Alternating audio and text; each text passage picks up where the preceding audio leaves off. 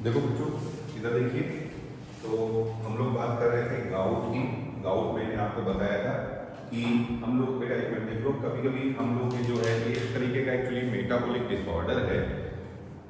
ये जो uric acid के क्रिस्टल्स होते हैं ये जॉइंट्स में एक्यूमुलेट हो जाते हैं, जिससे पेनफुल जॉइंट्स बोलते हैं। जॉइंट्स में स्वेलिंग आ जाएगी, काफ़ी ज़्यादा दर्द होता है, तो ये हो जाता है। ये याद रखिएगा, मेटाबॉलिक डिसऑर्डर में आता है। गाउट क्या है? एक मेटाबॉलिक डिसऑर्डर है। ठीक है, अब आ जाइए। मैंने आपको सर बताया यूरियोटिलिज्म बताया, जब यूरिया एक्सक्रीटरी मटेरियल है। यूरिकोटिलिज्म बताया, जब यूरिक एसिड एक्सक्रीटरी मटेरियल है। अमोनोटिलिज्म बताया, जब अमोनिया एक्सक्रीटरी मटेरियल है। सर अमीनोटिलिज्म क्या होता है? मान लीजिए आपके कोई क्वेश्चन आ गया तो उसमें एक टर्म आ गया अमीनोटिलिज्म। अगर कहीं पर अमीनो एसिड एक्सक्रीटरी मटेरियल होता है तो वहां बोलेंगे अमीनोटिलिज्म। क्या बोलेंगे? अमीनोटिलिज्म। ठीक है, तो आइए एग्जांपल क्या है? कुछ मोलस्क में और इकाइनोडर्मेटा में पाया जाएगा। दूसरे नाइट्रोजन, हाँ अभी मैंने सर आपको बताया था, याद करिए, 3 नाइट्रोजन, 3 मेन, इसमें स्टेटमेंट में लिखा था कि 3 मेन नाइट्रोजनस वेस्ट हैं। तो कभी मन में मान लो ख्याल आया कि क्या सर और भी नाइट्रोजनस वेस्ट होते हैं? तो हाँ, ये देखिए allantoin, hippuric acid, creatine and creatinine, ये भी नाइट्रोजनस वेस्ट ही होते हैं। मगर अगर क्वेश्चन पूछा जाए, जनरली आपको ऑप्शन में नहीं दिया जाता है, और 3 ऑप्शन दिए हुए हैं पहले कि भैया पहला है आपका यूरिया है, अमोनिया है, यूरिक एसिड है, तीसरा है ऑल। तो तीसरा क्या हो जाएगा? ऑल। तो जो मेन नाइट्रोजनस वेस्ट होते हैं वो यही 3 होते हैं आपके, अमोनिया, यूरिया, यूरिक एसिड, यही होते हैं। पर उनके अलावा भी और क्या होते हैं? हाँ, उनके अलावा भी होते हैं। फिर रेस्पिरेटरी ऑर्गन के बारे में बात कर रहे हैं। तो बेटा आप लोग जानते हैं जैसे प्रोटोजोआ है, अब अमीबा है, पैरामीशियम है, तो जनरली इनमें जो है डिफ्यूजन के थ्रू जो है चेंज हो जाएगा बाय जर्नल बॉडी सरफेस। ध्यान रखिएगा, इनमें एलिमिनेट एक्सक्रीटरी वेस्ट को कैसे एलिमिनेट किया जाएगा? डिफ्यूजन के थ्रू एलिमिनेट किया जाएगा by general body surface. GDS मतलब है जर्नल बॉडी सरफेस। ठीक है, अब शरीर में बेटा इनकी बॉडी में जो एक्स्ट्रा अमाउंट ऑफ वाटर आ जाएगा उसको कैसे निकाला जाएगा? उसके लिए यहां पे पाई जाती है कॉन्ट्रैक्टाइल वैक्यूल। ध्यान रखिएगा, यहां पर कॉन्ट्रैक्टाइल वैक्यूल पाई जाती है। तो ये इस टर्म को बोलते हैं ऑस्मोरेगुलेशन। ऑस्मोरेगुलेशन, बॉडी में वाटर की एक प्रॉपर अमाउंट या कांस्टेंट रेगुलेट करना। ऑस्मो और रेगुलेशन, बॉडी में या बॉडी, ये भी बोल सकते हैं बेटा, बॉडी फ्लूइड्स की कंसंट्रेशन को मेंटेन करना, वो भी ऑस्मो रेगुलेशन है। या बॉडी में वाटर की अमाउंट को रेगुलेट करना, वो भी ऑस्मो रेगुलेशन है। तो इनमें ऑस्मो रेगुलेशन के लिए क्या पाया जाता है? कॉन्ट्रैक्टाइल वैक्यूल पाई जाती है। ये क्या करती है? ये जो एक्स्ट्रा वाटर होगा उसको शरीर से बाहर निकाल देगी। ठीक है, इसी को बोलते हैं हम लोग ऑस्मो रेगुलेशन। नेक्स्ट है भैया दूसरा, स्पंजेस में किसके थ्रू किया जाएगा? तो स्पंजेस में भी जर्नल बॉडी सरफेस के थ्रू यहाँ पे एलिमिनेशन होता है। सीलेंट डेटा में कैसे होगा? जर्नल बॉडी सरफेस के थ्रू होगा। प्लेटिहेल्मिन्थीज में कैसा होगा? Flame cells. बेटा क्वेश्चन पूछा जाता है, फ्लेम सेल्स का दूसरा नाम क्या होता है? प्रोटोनेफ्रीडिया होता है। तो फ्लेम सेल्स या प्रोटोनेफ्रीडिया के थ्रू। नीमेटोड में कहां से होगा? रेनेट सेल्स, या इन्हें एच शेप्ड सेल्स भी बोलते हैं, ध्यान रखेंगे। रेनेट सेल्स या एच शेप्ड सेल्स होती हैं। एनीलिडा में एक्सक्रीजन के लिए क्या पाया जाता है? नेफ्रीडिया पाया जाता है, याद करेंगे। एनीलिडा में एक्सक्रीजन के लिए क्या पाया जाता है? नेफ्रीडिया पाया जाता है। फिर ऑर्थोपोडा, ये देखिए काफी पूछा गया है सर, क्या खास बात है? ऑर्थोपोडा में मेलपीजियन ट्यूब्यूल्स पाई जाती हैं। सर क्या आपने कहीं हमारे शरीर में भी मेलपीजियन टर्म पढ़ा है? बताइए। अरे पढ़ा है ना भैया, याद करो। सर किडनी होती है, किडनी में छोटी छोटे क्या पाए जाते हैं? अरे ये मेलपीजियन बॉडी या मेलपीजियन कॉर्पसस पाई जाती है, याद करो। ये बोमेन कैप्सूल है, ये ग्लोमेरुलस है, याद आया? बोमेन कैप्सूल और ग्लोमेरुलस को मिला करके क्या बोलते थे? मेलपीजियन बॉडी बोलते थे। तो क्वेश्चन आ जाता है कि कॉकरोच में तो आंसर है मेलपीजियन ट्यूब्यूल, हम में, आप में या ह्यूमंस में तो आंसर क्या हो जाएगा? Malpighian body. तो किडनी की जो यूनिट होती है उसको क्या बोलते हैं, नेफ्रॉन बोलते हैं। नेफ्रॉन में यहाँ ऊपर की ओर क्या होता है, वह आपका बोमेन कैप्सूल पाया जाता है और ये कैपिलरी का नेटवर्क होता है जिसको हम लोग कहते हैं ग्लोमेरुलस। और इन दोनों को मिला करके बेटा देखो, ये कैपिलरी का नेटवर्क है, इसको कहते हैं ग्लोमेरुलस, और ये है बोमेन कैप्सूल। ये देखिए, तो ग्लोमेरुलस और बोमेन कैप्सूल को मिला करके आप बोलेंगे मेलपीजियन बॉडी।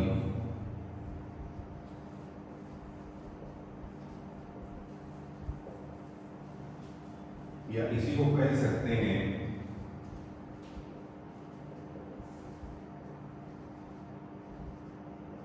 मेलपीजियन कॉर्पसल भी बोल सकते हैं। तो क्या होता है मेलपीजियन ट्यूब्यूल और क्या होता है मेलपीजियन बॉडी या मेलपीजियन कॉर्पसल।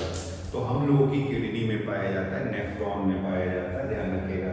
क्रस्टेशिया जैसे प्रॉन यहाँ पे एंटीनरी ग्लैंड्स पाई जाती है, इनमें से ये काफी पूछा गया बेटा, ये काफी यूज होता है कि भैया मेलपीजियन ट्यूब्यूल कहाँ पाया जाता है। ठीक है, तो देखिए अब आ जाइए वापस यहाँ पे, हम लोग बात करने जा रहे हैं किडनी के टाइप के बारे में। तो किडनी कितने तरीके की होती है, तो 4 तरीके की किडनी बताए गए हैं। सबसे पहले प्रोटोनेफ्रॉस या प्रोटोनेफ्रिक किडनी क्या करती है, ध्यान से देखिए, removal of waste from body by coelomic fluid. ये केवल सीलोमिक फ्लूइड को ही फिल्टर करती है, छानती है और कुछ नहीं करती, समझे। तो जब किडनी केवल सीलोमिक फ्लूइड को फिल्टर करेगी तो इसको बोलते हैं प्रोटोनेफ्रॉस या प्रोटोनेफ्रिक किडनी। कहाँ पाई जाएगी, सभी वर्टिब्रेट के एम्ब्रियो में पाई जाएगी, ध्यान रखिएगा, ऑल वर्टिब्रेट एम्ब्रियो। फिर दूसरी होती है मीजोनेफ्रिक किडनी। इसमें 2 तरीके के स्ट्रक्चर पाए जाते हैं। सीलोमिक फ्लूइड को फिल्टर करने के लिए अलग स्ट्रक्चर पाया जाता है और ब्लड को फिल्टर करने के लिए अलग स्ट्रक्चर पाया जाता है। तो सीलोमिक फ्लूइड को फिल्टर करने के लिए अलग स्ट्रक्चर है और ब्लड को फिल्टर करने के लिए अलग स्ट्रक्चर है। जो सीलोमिक फ्लूइड को फिल्टर करता है इसे नेफ्रोस्टोम कहते हैं, जो ब्लड को फिल्टर करता है उसे बोमेन कैप्सूल कहते हैं, समझे। तो ऐसी किडनी को हम लोग मीजोनेफ्रिक किडनी या ऑपिस्थोनेफ्रिक किडनी भी बोलते हैं। एम्फीबियंस और फिशेस में पाई जाती है। मेटानेफ्रिक किडनी जो कि हम लोगों में पाई जाती है, बर्ड्स में पाई जाती है, मैमल्स में पाई जाती है। हम लोगों में बताओ क्या फिल्टर होता है बेटा, हम लोगों में ना केवल ब्लड ही फिल्टर होता है कि नहीं भैया। तो हम लोगों के लिए केवल ब्लड को फिल्टर करती है, नाइट्रोजनस वेस्ट को रिमूव करती है। कहाँ से रिमूव करती है, ब्लड से रिमूव करती है। और बोला जाए सबसे ज्यादा प्राइमेटिव, इसमें बस इतना याद रखिएगा, सबसे ज्यादा प्राइमेटिव किडनी कौन सी होती है, तो आंसर हो जाएगा आर्कियोनेफ्रिक किडनी सबसे ज्यादा प्राइमेटिव टाइप किडनी हो जाएगी। एग्जांपल क्या है, लार्वा ऑफ हैगफिश, हैगफिश का लार्वा होता है। ठीक है, चलिए एक बार मैं सारी चीजें आपको फिर से बता रहा हूं। तो सबसे पहले बेटा मैंने आपको गाउट बताया है। गाउट क्या होता है, जब ये मेटाबॉलिक डिसऑर्डर होता है, जब हम लोगों के शरीर में हमारे जॉइंट्स में क्या हुआ, चल रहा है, ये चल रहा है हाँ। तो जब हमारे शरीर में क्या हुआ, अच्छा ठीक, तुम उसमें देख लगती तो हम ये कह रहे हैं जब हमारे शरीर में नाइट्रोजनस वेस्ट जो है, बोले हमारे शरीर में यूरिक एसिड के क्रिस्टल जॉइंट्स में इकट्ठा होने लगते हैं। आप ही सोचिए तो कितना खरोंच मारेंगे, कितना रगड़ देगा ये यूरिया के जॉइंट्स में, समझे। तो जॉइंट्स जो है, जॉइंट्स पेनफुल जॉइंट्स हो जाएंगे, इसी को बोलते भैया। मगर परेशान ना हो, इसके लिए भी टेबलेट आती है। अगर यूरिक एसिड का लेवल बढ़ जाए तो डॉक्टर आपको टेबलेट दे देगा, वो आपके शरीर में यूरिक एसिड को कंट्रोल रखेगी। बट ये है कि पेन होती है, लोगों को चलने में भी दिक्कत होने लगती है, समझे। आदमी बताता है नहीं भैया यूरिक एसिड बढ़ा हुआ है, तो वो चलने में उसको दिक्कत आने लगती है। बट ये कैसा डिसऑर्डर है, ये मेटाबॉलिक डिसऑर्डर है, ध्यान रखिएगा।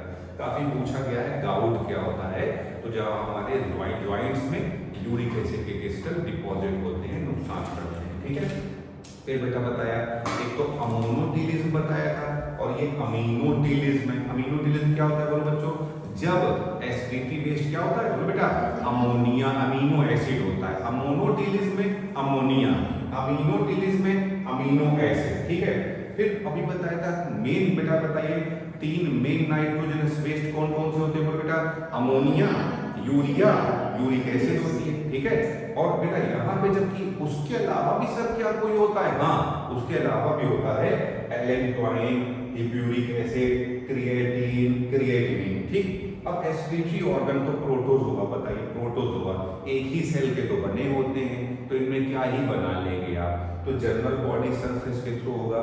मगर बेटा अब इनके शरीर में ना पानी हमेशा अंदर जाता ही रहता है, तो एक्स्ट्रा पानी को बॉडी से निकालने के लिए या बॉडी के अंदर वाटर की कांस्टेंट अमाउंट बनाए रखने के लिए इस प्रोसेस को पहले क्या बोलेंगे, ऑस्मोरेगुलेशन के लिए क्या पाई जाएगी यहाँ पे, कॉन्ट्रैक्टाइल वैक्यूल पाई जाएगी। फिर बोल रहे हैं स्पंजेस, इसमें general body surface, ciliata general body surface, platyhelminthes इनमें फ्लेम सेल्स पाई जाती है। इन्हीं का दूसरा नाम क्या होता है, प्रोटोनेफ्रिडिया भी होता है। निमेटोड्स इनमें रेनेट सेल्स होती हैं, एच शेप्ड होती हैं। एनिलिडा इनमें नेफ्रिडिया होता है, याद रखिएगा एक्सक्रीटरी ऑर्गन क्या होता है, नेफ्रिडिया। ऑर्थोपोडा इनमें मेलपीजियन ट्यूब्यूल्स पाई जाती हैं, जबकि हम लोगों में जो बेटा किडनी होती है, किडनी की यूनिट जो है नेफ्रॉन होता है। इस चैप्टर में हम लोग काफी डिटेल में सब पढ़ेंगे। और नेफ्रॉन में ये जो पाए जाते हैं मेलपीजियन बॉडी या मेलपीजियन कॉर्पसल्स कह सकते हैं। इसमें नीचे वाला जो ये पार्ट है इसे गोमेन कैप्सूल कहते हैं, ऊपर ये जो पार्ट है इसको हम लोग ग्लोमेरुलस बोलते हैं।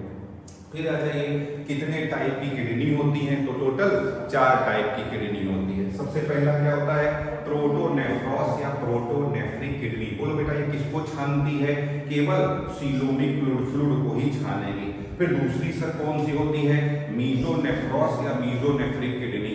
इसमें सब 2 तरीके के स्ट्रक्चर होते हैं, सीलोमिक फ्लूइड को फिल्टर करने के लिए और ब्लड को फिल्टर करने के लिए। सीलोमिक फ्लूइड को फिल्टर करने के लिए क्या पाया जाता है इनमें, नेफ्रोस्टोम पाया जाता है। ब्लड को फिल्टर करने के लिए क्या पाया जाता है इनमें, बोमेन कैप्सूल पाया जाता है। थर्ड आ जाइए मेटो, बेटा ये होती है ह्यूमन में, ये बस बताना था कि ह्यूमन में मेटानेफ्रिक किडनी पाई जाती है, तो ये ह्यूमन में और बर्ड्स में पाई जाती है, ठीक है ना, सबसे ज्यादा डेवलप्ड है। मगर ये क्या फिल्टर करेगी, ये केवल फिल्टर करेगी नाइट्रोजनस वेस्ट को, और कहां से फिल्टर करेगी, ब्लड से फिल्टर करेगी, समझे। अब सबसे ज्यादा प्राइमेटिव अगर पूछ लिया जाए तो आंसर क्या हो जाएगा, आर्कियोनेफ्रिक किडनी, और सबसे ज्यादा डेवलप्ड पूछ लिया जाए तो आंसर क्या हो जाएगा, मेटानेफ्रिक किडनी, ठीक है, ध्यान रखिएगा। चलिए नोट कर लीजिए इसको।